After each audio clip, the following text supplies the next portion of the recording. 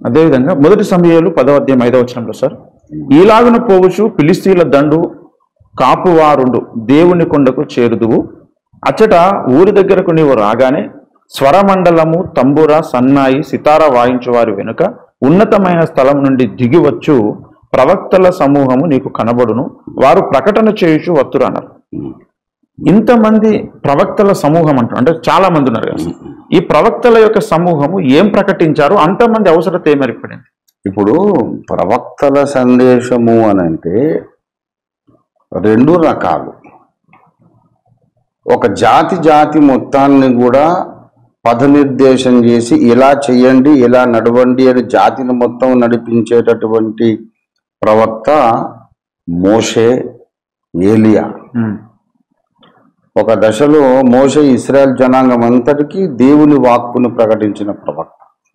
ఇంకో దశలో ఏలియా ఇశ్రాయేల్ దేశం అంతటి కొరకు దేవుని స్వరాన్ని ఆయన ప్రకటించాడు. మరి నాతాన్ అనే ప్రవక్త అట్లా కాదు, గాదు అనే ప్రవక్త అట్లా కాదు. దావీదు తప్పు చేసినప్పుడు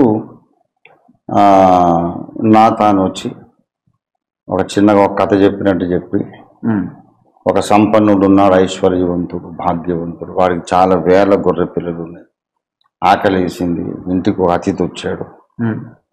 తన దగ్గర ఉన్న గొర్రె పిల్లల్ని దేన్ని చంపుకొని తినకుండా పక్కింటి వారికి ఒకటే ఒక గొర్రె పిల్ల ఉంటే దాన్ని లాక్కొని చంపాడు.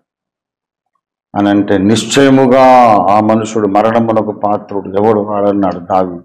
ఆ మనుషుడు నీవే అని చెప్పాడు.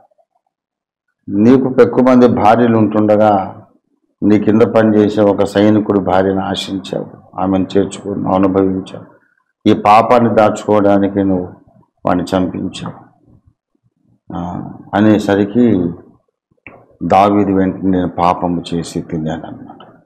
ఇది ఇశ్రాయేలు జాతి మొత్తానికి కాదు, ఒక వ్యక్తి యొక్క పాపాన్ని ఖండించడానికి. కనుక ప్రవచనము అంటే అర్థం ఏంటంటే దేవుడు బయలుపరిస్తే తప్ప మానవ జ్ఞానంతో మనం తెలుసుకోవడానికి అవకాశం లేని గూఢమైన సంగతులను దేవుని ప్రత్యక్షత చేత ప్రకటించడం ప్రవచనం. అది ఆధ్యాత్మిక మర్మాలు, దేవలోక రహస్యాలు, దేవ రహస్యాలు అయి ఉండొచ్చు, మానవ జీవితంలో రహస్యాలు అయి ఉండొచ్చు. దేవుడు బయలుపరిస్తే తప్ప నాతానుకు ఈ సంగతి తెలిసే అవకాశం లేదు. గనుక ప్రవక్తలందరూ ఏం ప్రకటించారంటే ఎన్నో రకరకాలుగా ఉంటాయి ప్రవచనాలు. వాళ్ళందరూ మోసే స్థాయిలో ప్రవక్తలు కాదు. అప్పటి కాలపు తరానికి అవసరమైనటువంటి నిగూఢమైన సంగతులను ప్రకటిస్తూ ఆ వినే వాళ్లకు దేవుని యందు భయము, భక్తి కల్పిస్తారన్నమాట. అరే ఇట్లాంటి మాటలు పలుకుతున్నారు, దేవుని శక్తి వీళ్ళ మీద ఉంది, దేవుని అభిషేకం అని వినే వాళ్ళకు అభిప్రాయం కలుగుతుంది. అలాంటి ప్రవక్తలు వాళ్ళు. ఇశ్రాయేలు జనాంగాన్ని మొత్తాన్ని నడిపించడం కాదు. అప్పుడు వాళ్ళ ముందు ఉన్న కాంటెంపరీస్కి దైవ భయము, దేవుని యందు విశ్వాసము, దేవుడు అంటే ఆరాధన అలా కలిగించేటటువంటి మాటలు ప్రకటిస్తారు. అలాంటి మాటలు మానవరీత్యా ప్రకటించే అవకాశం లేదు, సాధ్యం కాదు. మానవుడే జ్ఞానంతో తన జ్ఞానంతో ప్రకటిస్తే అలాగ ఉండదు. వీళ్ళు కొన్ని విశేషమైన సంగతులు పలుకుతున్నారు, which only God can make them declare. అది విన్న వాళ్లకు విశ్వాసం పెరుగుతుంది. అలాంటి ప్రవచనాలు ఇప్పుడు అదే మొదటి కొరింథీ 14వ అధ్యాయంలో ప్రవచించువాడు సంఘమునకు క్షేమాభివృద్ధి కలుగుటకై ప్రవచిస్తున్నాడు అంటాడు.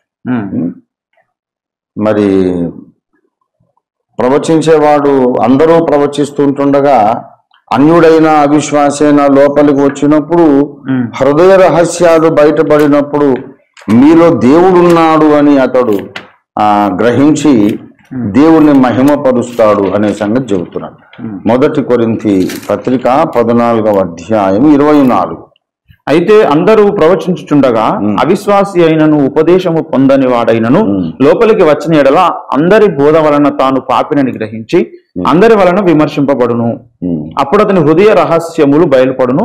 ఇందువలన దేవుడు నిజముగా మీలో ఉన్నాడని ప్రచురము చేయొచ్చు. అతడు సాగిలపడి దేవునికి నమస్కారం చేయండి. అది కనుక అందరి అందరూ ప్రవచిస్తుండగా అందరి బోధ వలన వాళ్ళ హృదయ రహస్యాలు బయటపడ్డప్పుడు నిజంగా మీరు దేవుడు ఉన్నాడు అని అంటారు.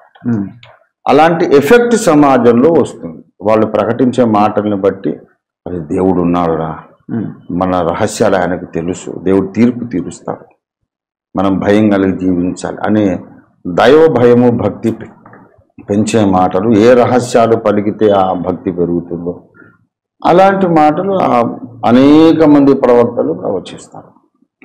అయితే వాళ్ళందరూ ఏలియా స్థాయి కాదు, మోషే స్థాయి కాదు. అది విషయం. ఓకే.